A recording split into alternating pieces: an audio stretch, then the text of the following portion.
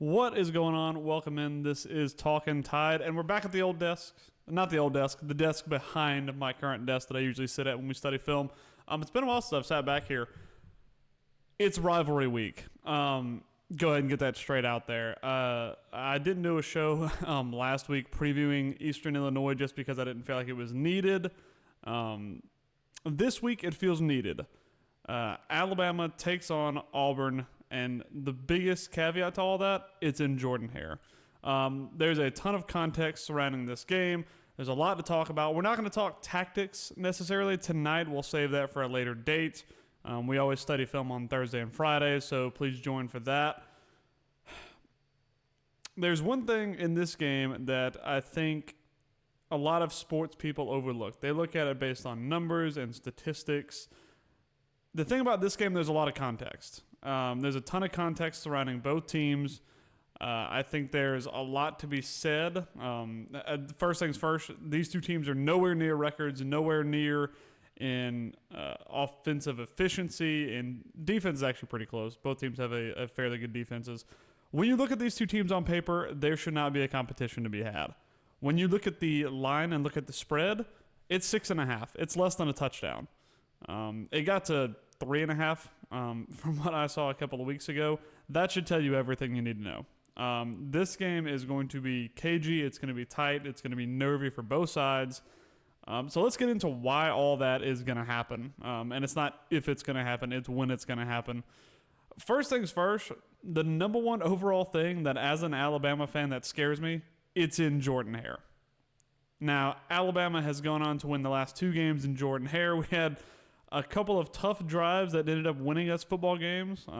People remember Bryce Young's drive, 98 yards in less than a minute, and then an overtime winner by John Mechie. People remember the 4th and 31 from Jalen Milroe. These games are not easily won. Teams can go into Jordan-Hare and they can dominate Auburn and they can win. For Alabama, that's not usually on the table. And that's just because it's a rivalry.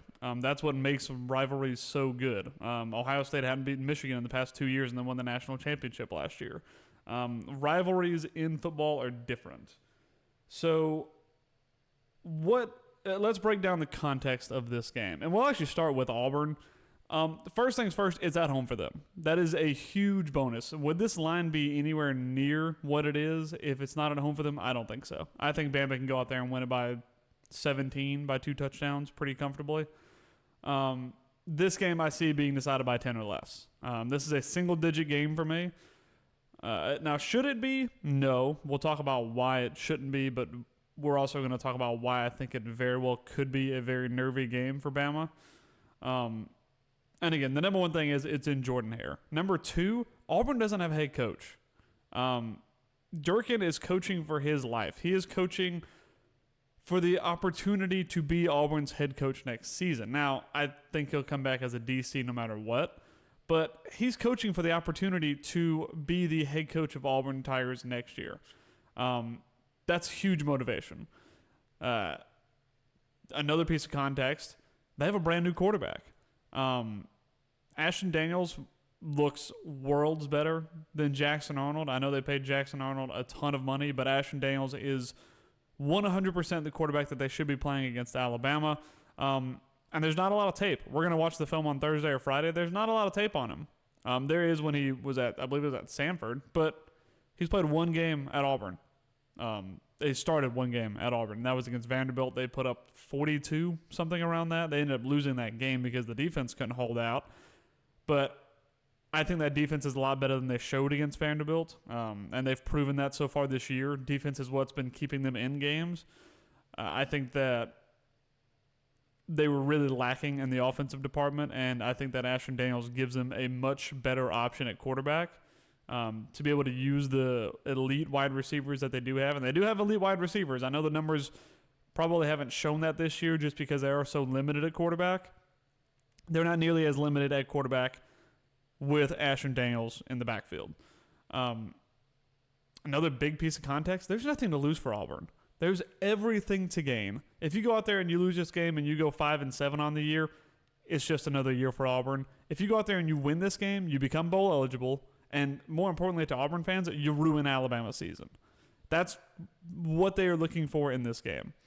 And fine. I mean, I understand that. You can go play the Duke Mayo Bowl or whatever it is when you're 6-6, but the biggest thing you want to do is you want to ruin Bama's season.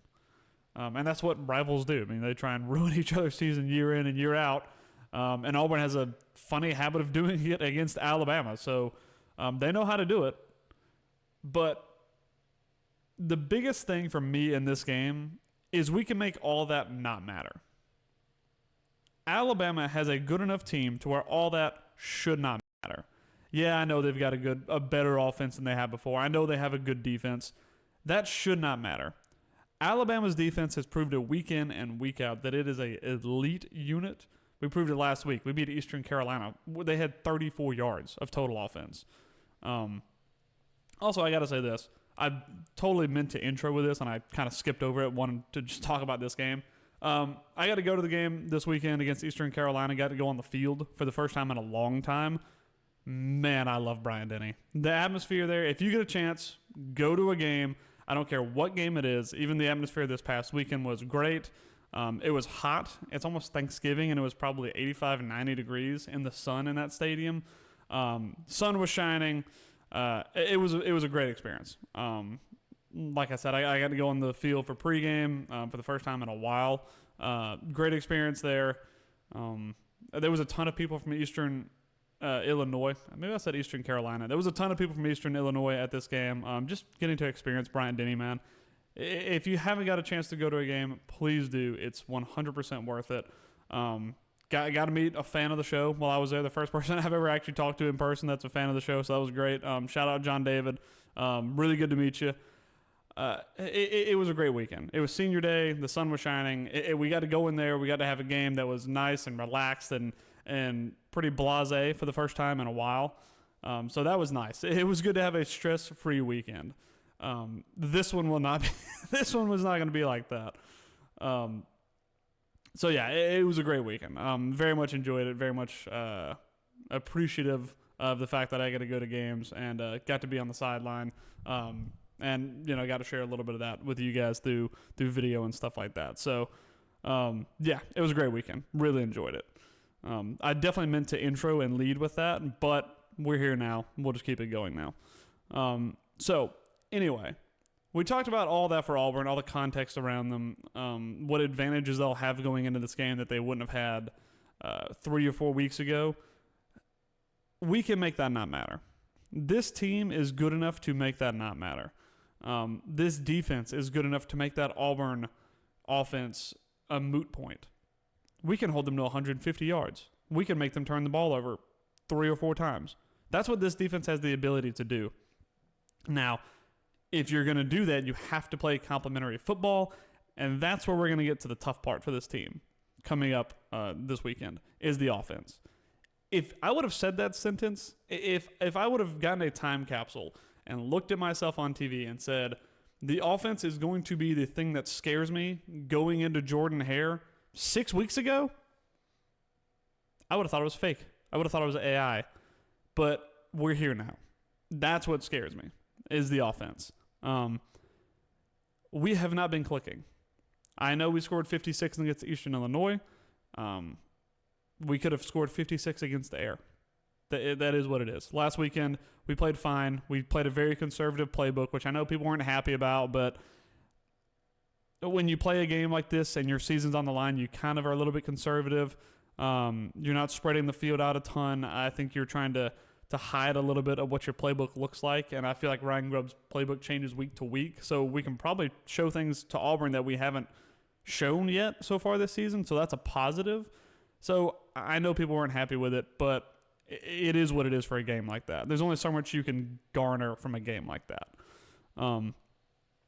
That changes this weekend, though. I think we have to open up the playbook, but I think we have to do it in a way.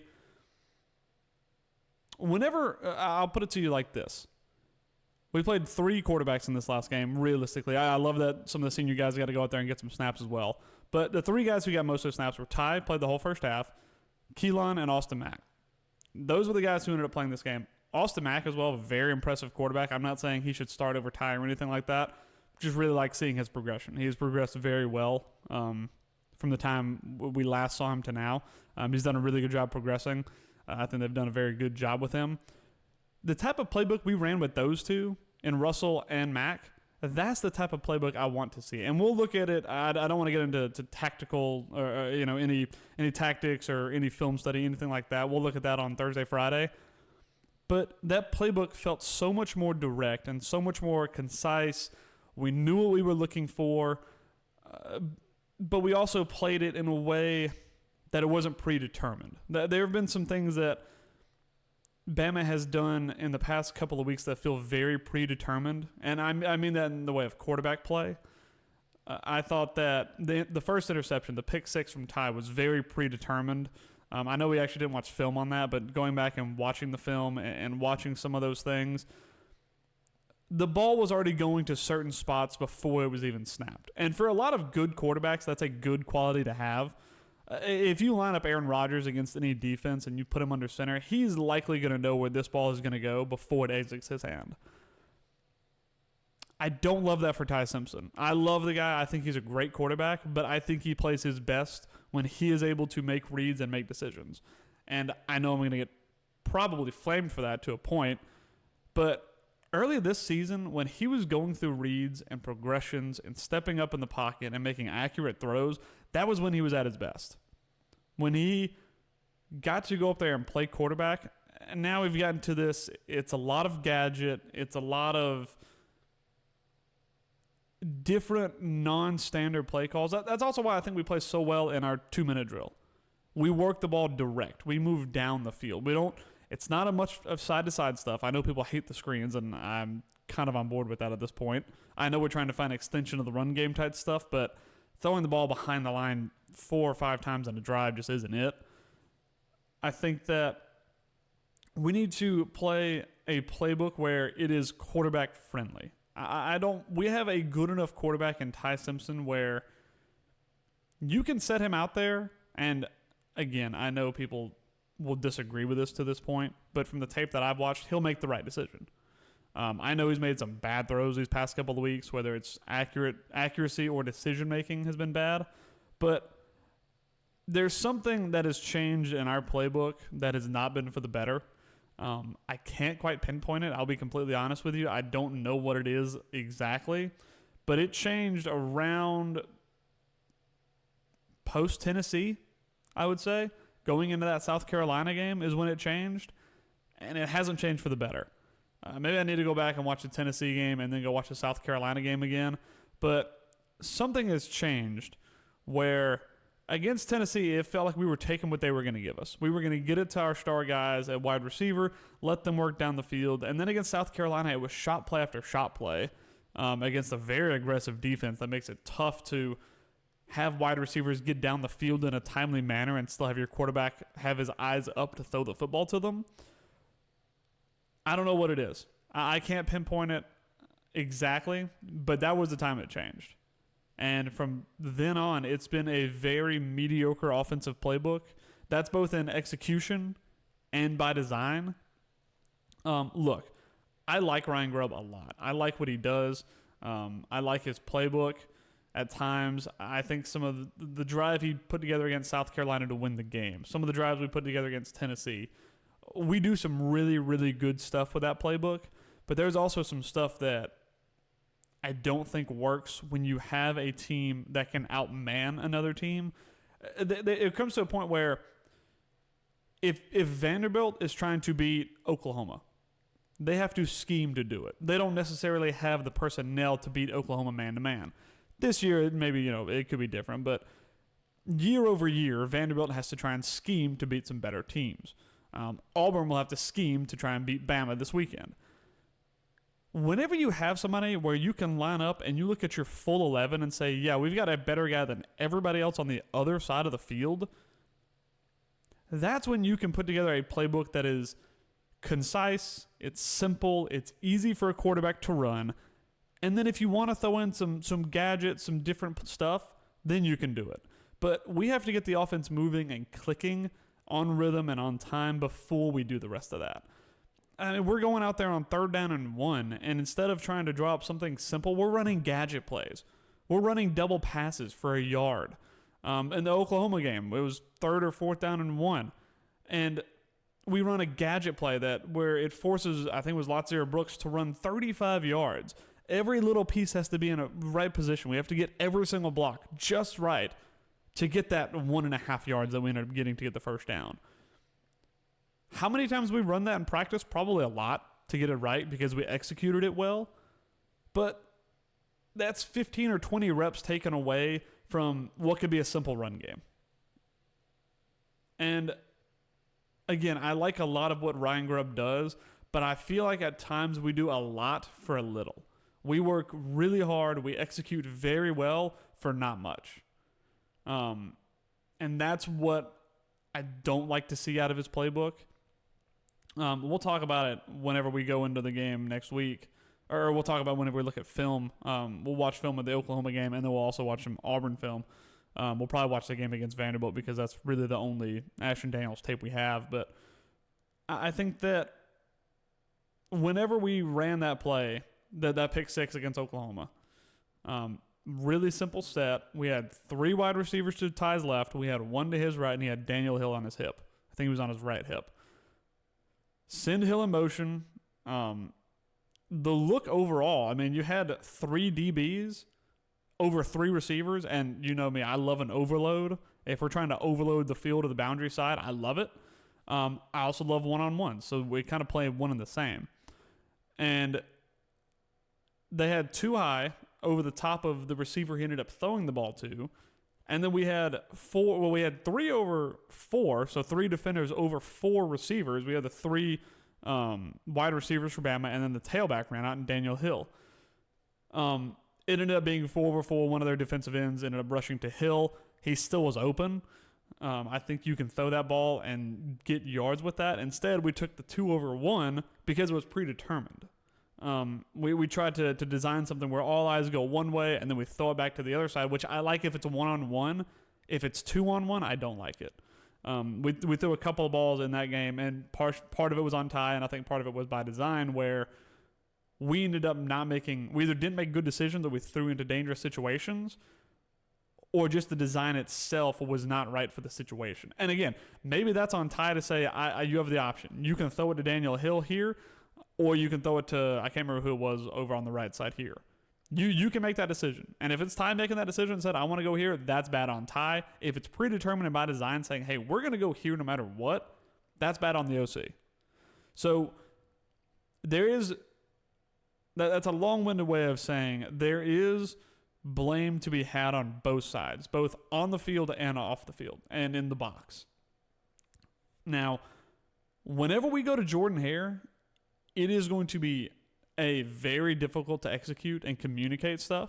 So we're going to be drilling. I know we will have some gadget plays drawn up. So we're going to be drilling and working on that.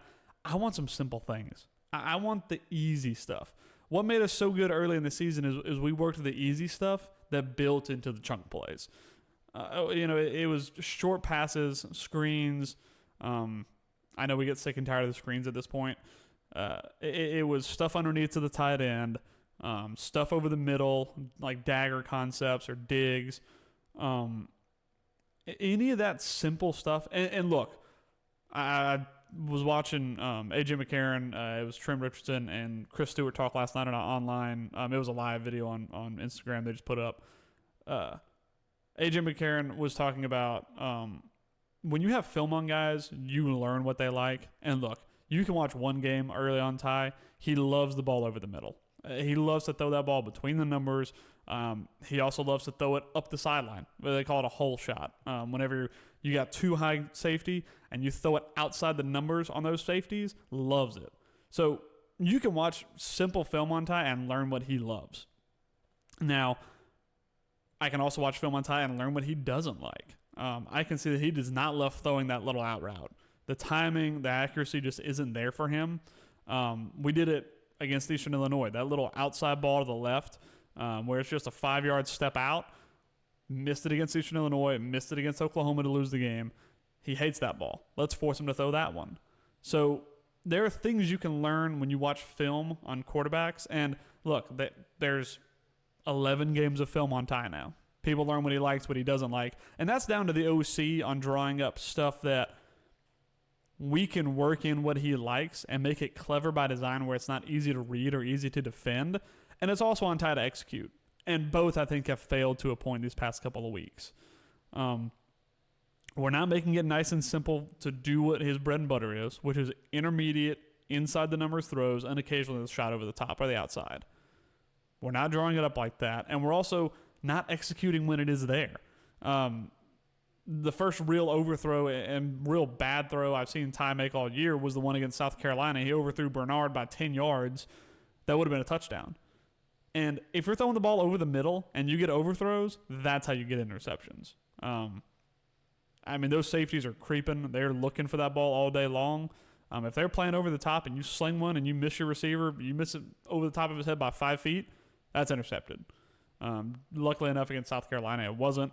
We actually underthrew the one this past weekend against Eastern Illinois that was intercepted. So I think there's a little bit of hesitancy on Ty's part because the execution has not been there. And I think that we're not designing stuff on top of that to make it easy for him.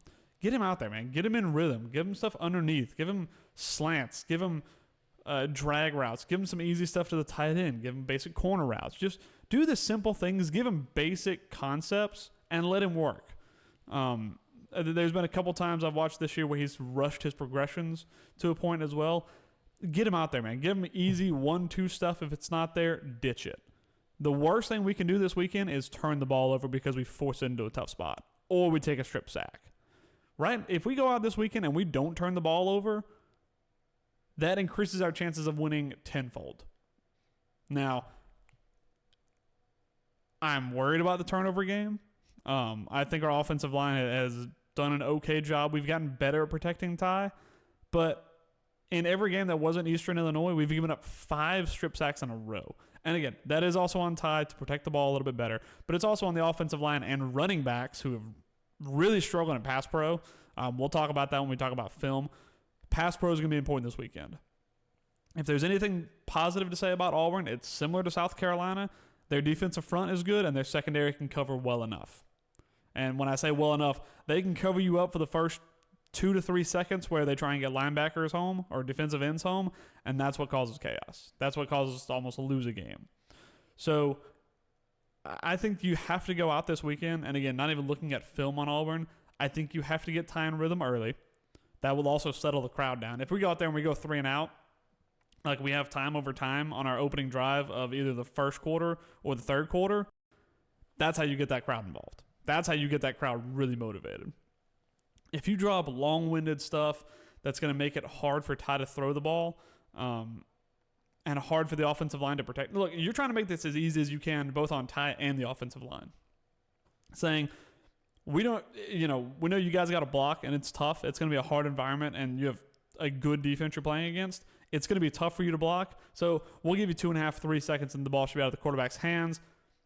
Block as much as you can. And I know that's not going to be the message, but that's my overall feeling about this game. I think we have to get it where that ball is not in the backfield for more than 3 seconds at a time, unless it's just, 3rd and 17 or something like that. But if we get to there, we've already failed anyway. Simple stuff, get Ty in rhythm, learn what that defense is wanting to do, what you know what they want to do. They want to cover up the middle of the field, and they want to rush the quarterback. Simple as that. That's how you stop a good quarterback. I know he hasn't been great the past couple weeks. That's how you stop a very good quarterback. You give him nothing up the middle. You make him work on his timing outside. Make sure the receiver's in the right spot. If they execute well, they execute well. If they don't, they don't. And then at times, if they try and find something over the middle, it's a long-winded play. You have time to get to the backfield and make pressure and cause havoc. That's what Auburn's going to look to do. So for me, it's the same message as the South Carolina game. It's going to be a hostile environment. The ball has got to be out of the backfield quickly. I would like to have a run game. I'm not entirely sure that's going to happen this weekend. Give me 75 yards on the ground. I'll probably be okay with that. Ball protection. That is the number one thing that makes upsets happen. There was a stat I heard. It's probably on Miller's Edge. I believe we had 3 turnovers in that Oklahoma game. When you have 3 turnovers, your win percentage drops to around 10%. We lost that game by 2 points. And special teams also struggle in that game. There's a lot to be said on that front. But when you have 3 turnovers, you're -3 in the turnover department, you have a 10% chance to win a football game. That's not exactly very good. If you go in there and you have 3 turnovers this weekend, it's over. Like that's just not a game we're going to play. So I think that it's a very simple game plan that we have struggled to execute week over week. Get out there, get tie on time, build a little bit of confidence in your offensive line where they're not giving up a sack on the first drive of the game, because that will invigorate the crowd. That's going to also boost morale for Auburn. If you go out there and you stick 14 on them unanswered, that's going to shut them up. That's going to sit them down and say, you know what? You've had a good run. You played okay against Vanderbilt. You beat Mercer. Congrats. Your season ends today. If you go out there and you put up 14, 17, 21, any of that, you sit them down, you shut them up, and you send them home early. That's how you do it. And how are we going to do that? Well, number one, I think the defense can handle themselves. The defense has been fantastic. I think they have a better offense than they did before. It's nothing that's world beating. It's nothing that's better than LSU or Oklahoma has. So I'm not worried on that front necessarily. Maybe I'll eat my words and they put up 50 or whatever, but I don't see that happening. What's much more likely is we get to a low-scoring battle where the first one to 25 wins. So my message, if I was Ryan Grubb, how can we score 25 to 30 points and not turn the ball over? Well, number one, you can maybe count on your defense to get you a turnover or 2. That counts for 3 to 7. We'll call it something like that. And then you got to lean on your players to execute. You got to draw them up a game plan where they can execute. Where's the Ryan Williams legacy game for this year? It was at Georgia last year. Is it at Auburn this year? Where's the Isaiah Horton game? Where's the Jeremy Bernard game? Cuevas is questionable, so if we're missing him, that's a tough blow because he was very good against Oklahoma, and the key to winning that game, which we just kind of stopped going to, which was frustrating.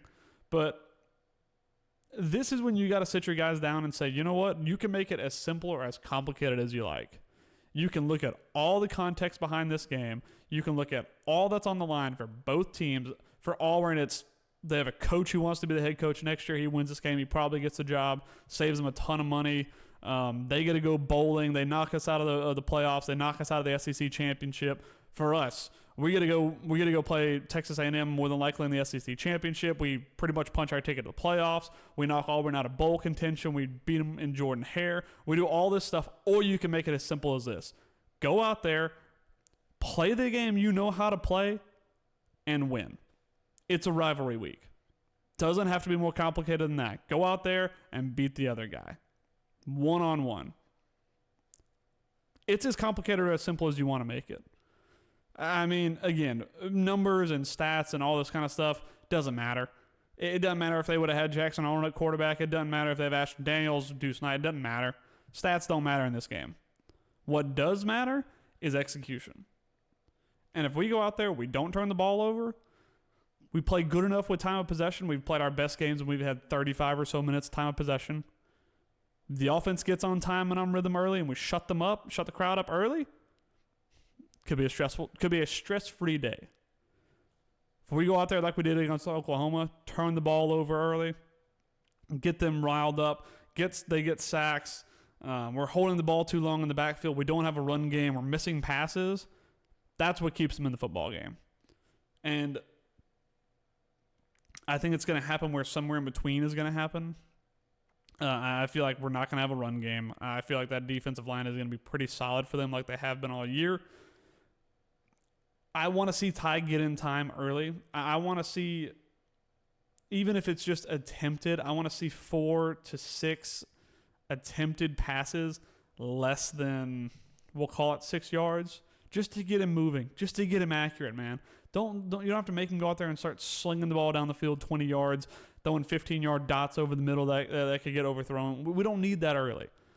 Get the ball to your playmakers, let them work. And I think that's as simple as it needs to be. Me, personally, I don't like to look at the context of the game.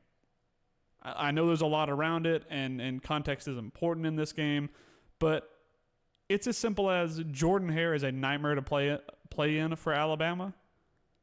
Let's go make it simple. Go out there, win every down, win your one-on-ones, execute well, do the right things, protect the football, and you can win this football game. It's the simple basis for every favorite to win. Ball security, ball control as far as time of possession goes, stay in rhythm, and win your battle on defense, which the last one sounds like the easiest of the bunch. We can win our time of possession when we're in rhythm. We've done a great job early in the year of ball security, and we can go out there and we can click on rhythm on offense. We can do all of these things. We're not asking for anything that has not already been done this season. Other teams have done it this season in Jordan-Hare with no problem. We can do the exact same. We can make this game as simple and as level-headed as it needs to be. Yes, it's a rivalry game. Yes, we want to big it up. We want to make it important. But it's as simple as going out and beating the other guy, and then everything else is in front of you. And I hope that's the message that the team has this week. Make it simple. And I hope that's what the playbook looks like. I hope the run game is somewhat there. The pass blocking does need to get better from the running backs, and we'll talk about that when we get to the film room. But, yeah, we have to make it simple. That's all. There's a ton of noise. Auburn knows they can knock us out of the SEC championship and out of the playoffs and all this and all that. I don't care. I don't care about any of that. I want to go win this football game. No matter what happens after that, whatever happens, happens. I want to go win this football game. It's the same as last year. We were on the outside looking in for the playoffs. We didn't get in, but you know what we did do? We went out there and beat Auburn. That's all I want to do this year. Not in the context of the year, but now that we've gotten to this point and saying it all rides on this, yes, it does. But at the same time, it all rode on Oklahoma last week. It all rode on Georgia in the beginning of the season. We wanted to beat Vandy this year. We wanted to beat LSU this year. We don't have to make it complicated. I know there's a ton riding on this game, but I think the more complicated and the more in depth we look into that, the harder it gets and the more muddy it gets. Let's make it simple. Let's go out there, win our one-on-ones. We'll break down film this week and talk about how we can do that and how we can win this game, because there's more than one way we can win this game. There's one way Auburn wins this game, is our offense turns the ball over, defense plays under par, and the offense is in a bad rhythm, kind of where they have been. I think the defense can go out there and win this game by themselves for us. I think that Auburn offense is going to be good enough, but, I mean, they still have a quarterback that's played for 2 weeks. We can go out there and we can shred them if we want to on defense. And I think we will. But I think the offense has got to go out there and not hurt us in the way of turnovers. I think the offense can go out there, get in rhythm, give defense some breaks, eat a little bit of time of possession, and just protect the football. Do the basic things that make good football teams good football teams. And if we do all that, I think we go out there and we win this game fairly comfortably. Again, I think it'll be somewhere a little bit in between. Mistakes are always made at Jordan-Hare. Weird stuff always happens at Jordan-Hare. But if we go out there, we play level-headed football, we don't get caught up in the hoodoo of it, in the moment, in the context of it, any of that, we can win this football game walking away. We can empty that stadium by the fourth quarter. And I know the team knows that they can do that. And again, as long as we execute and play well, we're in the SEC championship. It's as simple as that. We're in the SEC championship, and our ticket is more than likely punched the playoffs. So I think the message for this week is be focused, execute well, but do the simple things. Do the simple things that make good teams great. If you do that, I think you go out there and win this football game. That's enough rambling for me. I appreciate all you guys. I will see you guys. I want to do a Thursday night. We'll probably look at some offense, and then we'll do some defense Friday night before the game. Look, it's going to be a stressful week. It's not going to be easy. But the more simple I think we make this stuff, the better. We're going out there. It's a one-game season for both teams. They're 1-6 in SEC play. We're 6-1. They're 5-6. We're 9-2. None of that matters. It's a one-game season. Let's go out. Let's play like it. Let's play like our season ends on Saturday. Because if you don't play well, it does. So let's go out there. Let's play well. Let's make it simple. and the simple thing is going to be do the things that make good teams great. And we can be a great team. We have been so far this year because we do the simple things right. Because we set ourselves up for success, not failure. And if we do that this week, we go out there and we win this game this weekend. Y'all have a good night. I know you're probably sick and tired of hearing me ramble. We'll study film on Thursday, Friday, and the game's on Saturday. So I hope you guys have a good night. Hope you guys have a great week. Until I see you next time, good night and roll tide.